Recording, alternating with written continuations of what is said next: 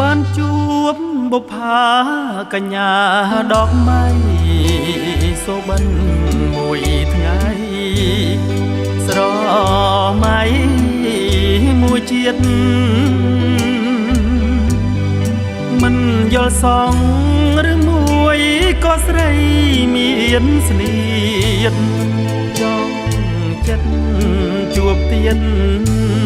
ដើម្បីឲ្យអស់ចិន្តា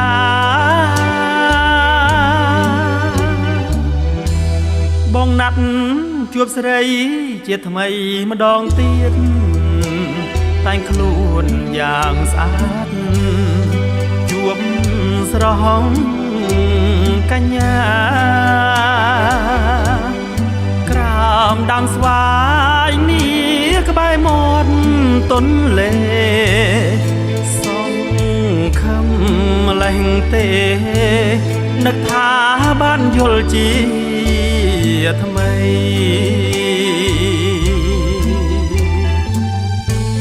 លុបស្វាយមាត់បឹង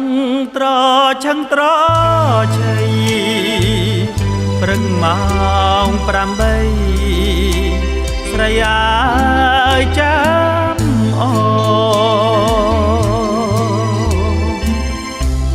អង្គុយតែឯងសែនស្រណោះខ្លួនទើបដឹងថាអូននាងប្រាចិន្តាខ្លាចណាស់ក្រែងប៉ាំងចិត្តស្រីចំស្រឲ្យបងអំពលជាច្រើនមកហើយខំរកដែរតែរកនៅមិនបានឡើយអើវិចិត្រត្រកអើយនៅក្លាយនាងសំណាងម្លេះ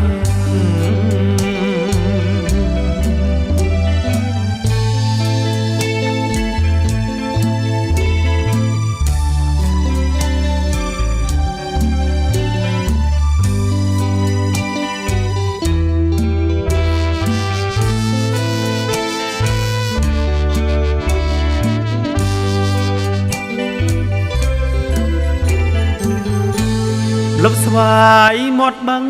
ត្រឆឹងត្រឆៃព្រឹកម៉ោង8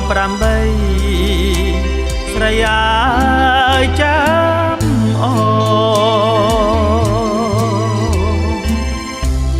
អង្គុយតែឯ